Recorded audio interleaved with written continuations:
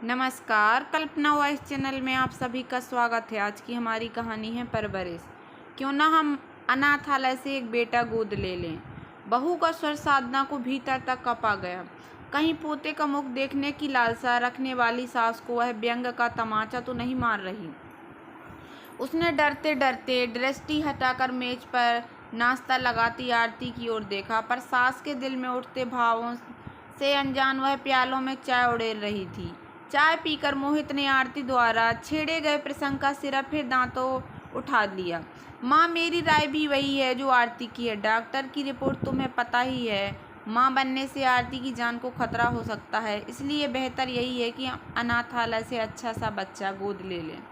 पर बेटे, बहू ने जिस सहजता से इस तथ्य को स्वीकार कर लिया, उतनी ही ये सब साधना को भीतर तक चोट कर गई।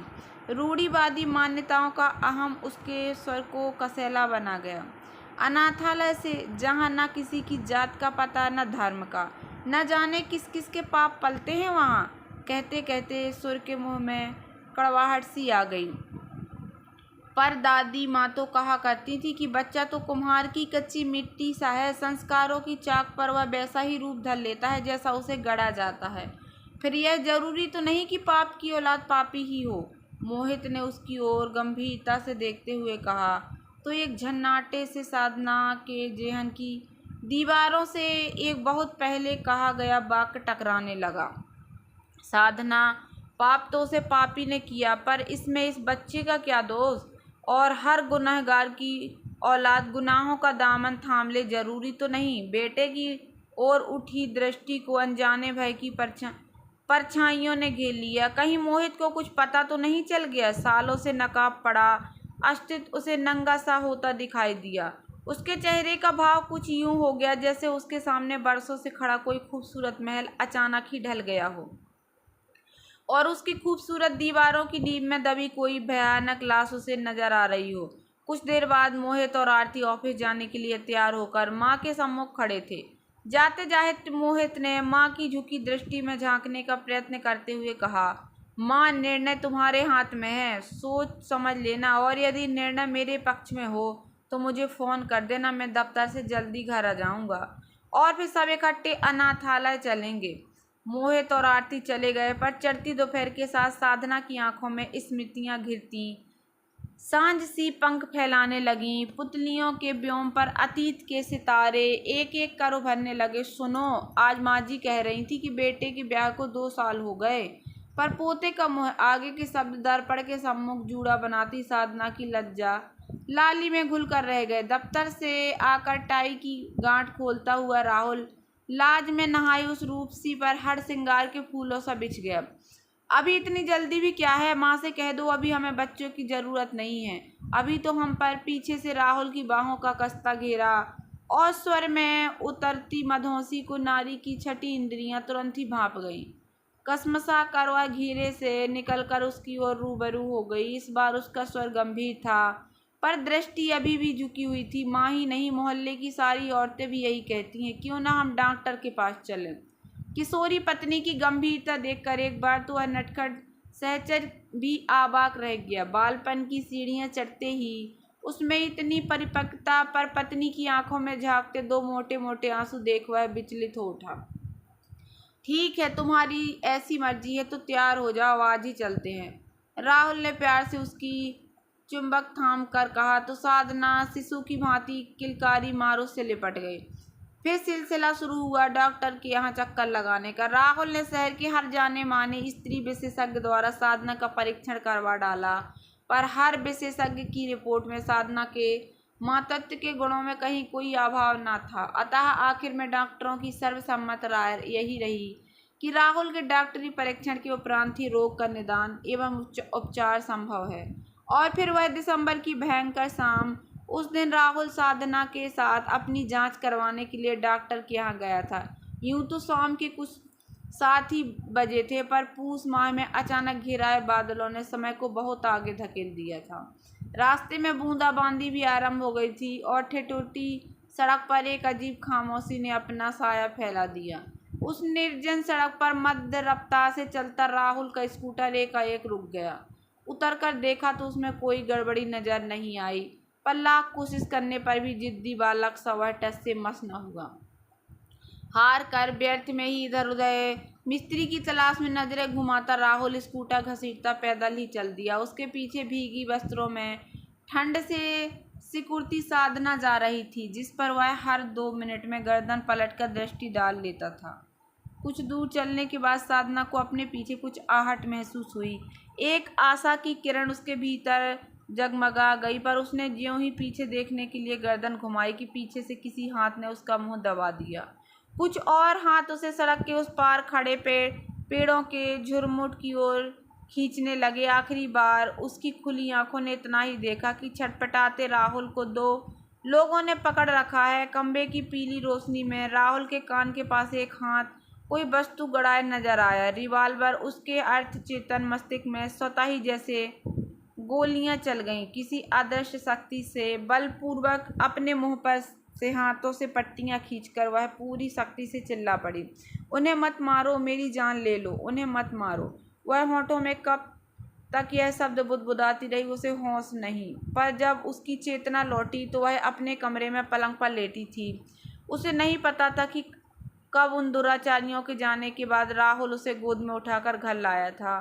माँ से साधना के पैर फिसलने की वजह से बेहोशी का बहाना बना अपने कमरे में लाकर सबसे पहले राहुल ने साधना के कपड़े बदले। फिर सारी रात बेहोशी में बड़बड़ाती पत्नी के माथे पर ठंडी पट्टियां रखता रहा। उन दुष्टों ने उसकी जान नहीं ली थी, पर उसे जिंदा भी नहीं छोड़ा था। हंसती खेलती गुड़िया को जिंदा लाश बनाकर छोड़ गए थे। बेहोशी की धुंध हटी तो एक पल को साधना के सम्मुख तस्वीर साफ होती गई और अगले ही पल उसकी हालत पागलों जैसी हो गई। सोते सोते चीख मारकर रोना, अकेलेपन से भय किसी पुरुष की उपस्थिति का एहसास होते ही डरकर पति से लिपट जाना उसकी आदत बन गई। राहुल उसका दिल बहलाने का हर संभव प्रयत्न करता, पर भय के जिस अजगर ने उसकी अवचेतन मस्तिष्क तक को अपनी भयंकर गिरफ्त में ले लिया था, उससे छूटना असंभव नहीं तो कठिन अवश्य था। हार कर राहुल ने मनोचिकित्सक की सलाह ली और उसके उपचार से धीरे धीरे साधना में परिवर्तन के लक्षण दिखाई देने लगे। पर डॉक्टर की राय के अनुसार आबो हवा बदलने के लिए स्थान परिवर्तन आवश्यक था, ताकि वर्तमान परिवेश के माध्यम से बीती घटना का कोई परिंदा उसके एहसास पर पंख न मार सके। राहुल 1 माह की छुट्टी लेकर उसे मनाली ले गया। प्रकृति का रमणीय सौंदर्य, नया और नितांत भिन्न परिवेश और स्नेही पति का प्रेम पौष, इन सब से मिलकर साधना में अद्भुत परिवर्तन करने आरंभ कर दिए। हर नए उगते सूरज के साथ उसके चेहरे की ज्योति भी वापस लौट रही थी। तभी अचानक उसने अपने भीतर कुछ परिवर्तन सा महसूस किया। मन शंका से कांप उठा और इस शंका के बीच पर डॉक्टर के प्रशिक्षण ने पुष्टि की मोहर लगा दी।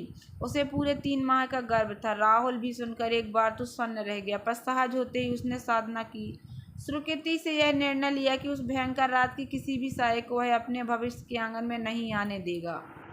पर समय की स्लेट पर तो कुछ और ही लिखा था।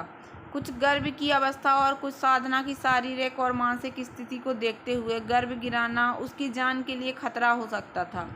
जिंदगी टेढ़ी मेढ़ी होकर एक बार फिर अपना संतुलन खो बैठी। खुशियों का सिरा हाथ आते आते छूट गया। साधना के गर्भ में पतले विषधर ने उसके जीवन पर स्याही पोत दी। खामोशी के सागर में डूबा राहुल निर्धारित कार्यक्रम से पूर्व लखनऊ लौट आया, पर बेटे के मानसिक झंझावतों से अनभिज्ञ माजी बहू के पांव भारी देख फूली न समाई। मोहल्ले भर में यह खबर तीर की भांति गति से फैल गई, पर साधना की स्थिति तो विचित्र थी। माजी द्वारा हष्टपुष्ट संतान की कामना से दिया गया पौष्टिक आहार उसे सपोले को दूध पिलाना सा लगता। उसके निडाल तनमन की अवस्था को माजी गर्भावस्था के दौरान होने वाली प्रतिक्रिया समझकर उसका भी जी बहलाने का संभव प्रयास करती। अपने पोते के रंग रूप की वह न जाने कितनी आकृतियां सजाती, किन किन बाल रूपों में वह अपने कन्हैया को खोजती। पर साधना की नज़र में तार पर लटकी चमगादड़ की बस एक ही आकृति थी, जिसकी अपने विचारों में अनगिनत बार विभिन्न तरीकों से हत्या कर वह गंगा नहा चुकी थी। साधना की स्थिति राहुल के लिए भी कम पीड़ादायक नहीं थी। अपनी इस रूपवती और सौम्य पत्नी के प्रति उसके दिल में अथाह प्यार था। कभी कभी उसे हैरानी होती कि केवल बीज के स्रोत की भिन्नता ने उसके अंकुरित होने की प्रक्रिया पर कितना प्रभाव डाला था। काश साधना की कोख में पलता बच्चा उसका अपना होता तो तस्वीर का रूप ही कुछ और होता। पर वह जानता था कि यह कभी संभव भी नहीं था, क्योंकि उसकी डॉक्टरी जांच की रिपोर्ट उसे मनाली जाने से पहले ही मिल गई थी। पर साधना इस तथ्य से बिल्कुल अनजान थी। कभी वह सोचता साधना बेचारी क्यों मातृत्व के सुख से वंचित रहे, पर अगले ही पल उसके पौरुष का खंजर आगे बढ़कर उसकी भावनाओं के टुकड़े टुकड़े कर देता, और तब तक उसे अनजान के प्रति क्रोध का उबाल उसके समूचे अस्तित्व पर बिखर जाता। जैसे जैसे प्रसव का दिन निकट आता जा रहा था, पति पत्नी के मध्य अनबोली भावनाओं की एक अदृश्य दीवार खड़ी होती जा रही थी। जिस दिन साधना को अस्पताल में भर्ती कराया गया, राहुल का सुबह से कोई पता नहीं था। अपमान और क्षोभ में लिपटी भयंकर प्रसव पीड़ा से परेशान साधना ने आंखें मूंद कर अश्रु भीतर ही जब्त कर लिए और फिर प्रसव की गहरी पीड़ा की खाई में लुढ़क गई। बधाई हो, लड़का हुआ है, नर्स का चहकता स्वर गूंजा तो साधना के अधर दांतों के शिकंजे में रक्त की बूंदें छलकने तक कस गए। मस्तिष्क एक लिजे एहसास में गोते लगाने लगा। अरे, इसे देखकर तो लगता है जैसे साक्षात लड्डू गोपाल ही आ गया है। माँ जी का भाव बिहल स्वर साधना के कानों में पड़ा तो एक झटके में उसकी अधमुंदी पलकें खुल गईं। एक बारगी उसका सारा शरीर पसीने में नहा गया। फिर न जाने किस भावना के वशीभूत हो उसके कांपते अधरों से सिमटे शब्द फूट पड़े। माँ, यह आपका ही कन्हैया है, इसे आप ही पालना। पोते की प्रसन्नता में विभोर माँ जी उस समय उस वाक्य में छिपे संकेत को नहीं समझ पाई।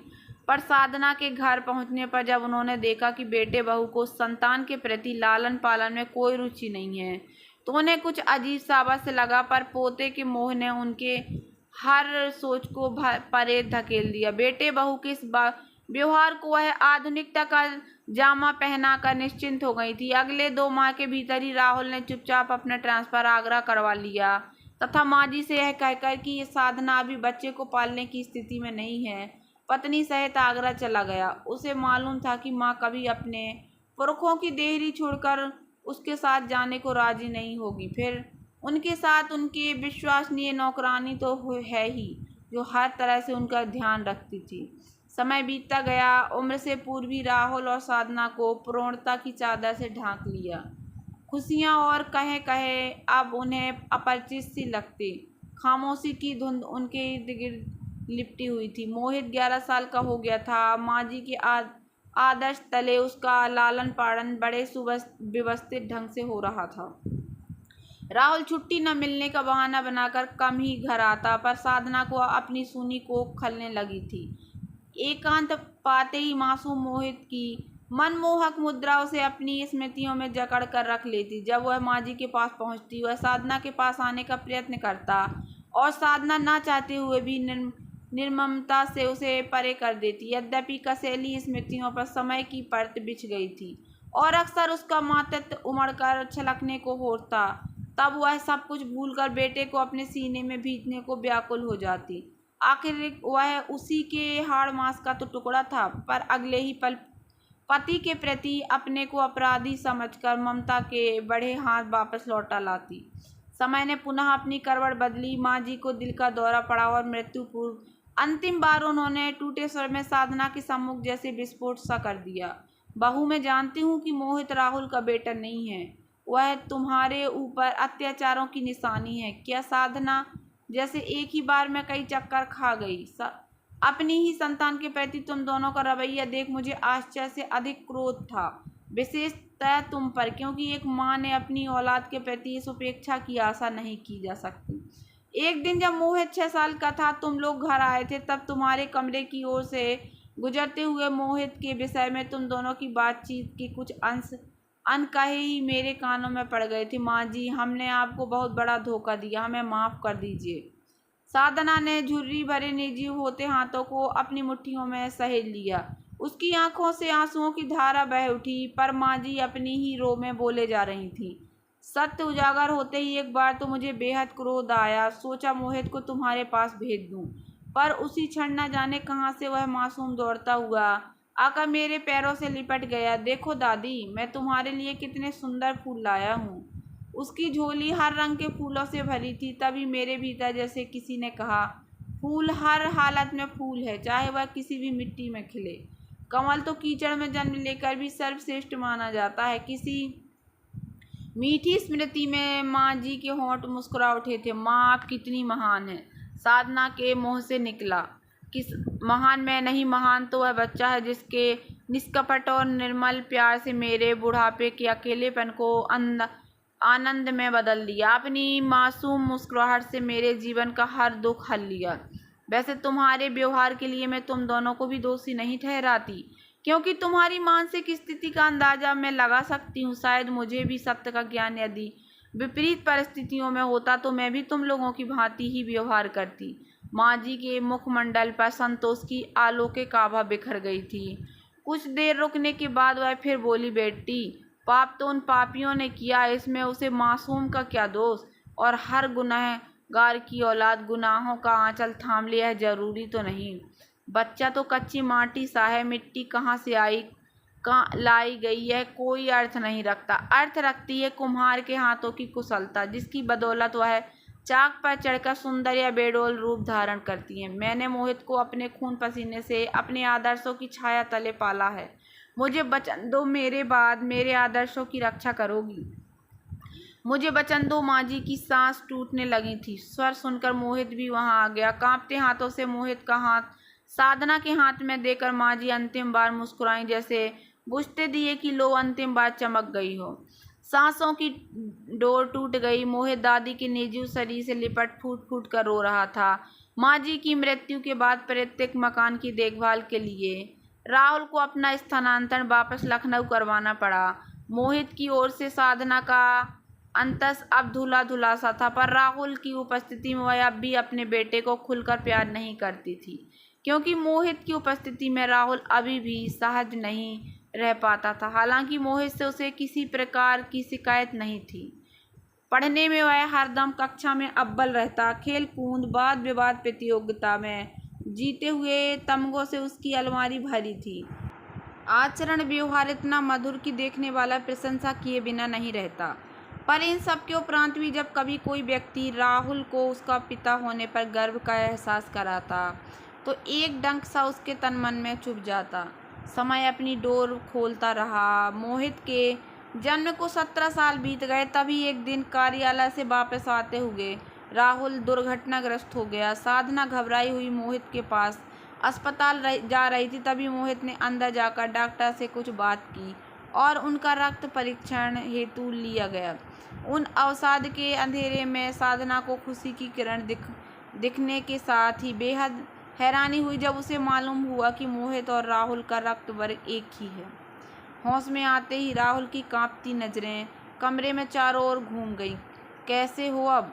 उसे होश में आया देखकर साधना उसके पास आ गई। ठीक हूँ। क्षीण मुस्कान उसके अक्षरों पर फैल गई। कुछ ही देर में डॉक्टर भी भीतर आ गए। राहुल जी, आज आपके बेटे ने आपकी जान बचा ली, वरना हम तो उम्मीद ही छोड़ बैठे थे, डॉक्टर ने उसकी जांच करते हुए कहा। तो वह कुछ समझ नहीं पाया। यह मुझे रक्त किसने दिया? डॉक्टर के कमरे से निकलते ही उसने अपने स्टैंड पर टंगी खून की बोतल पर नजर डालते हुए पूछा। तुम्हारे बेटे ने, साधना ने धीमे से उसकी आंखों को झांकते हुए कहा। अब उसके स्वर में आत्मविश्वास की झलक थी। क्या? राहुल हैरानी के आवरण में लिपट गया। हाँ, तुम्हारे वर्ग का रक्त शहर के किसी ब्लड बैंक में उपलब्ध नहीं था। मैंने तो आशा भी छोड़ दी थी। पर तभी मोहित ने अपना रक्त परीक्षण करवाया और उसका और तुम्हारा रक्त एक ही वर्ग का निकला। वरना दूर खड़े मोहित पर स्नेह की दृष्टि सहलाती साधना किसी अनजान होने या शंका से कांप कर बीच में ही चुप हो गई। राहुल की दृष्टि भी अनजाने की उसकी ओर जमकर रह गई थी।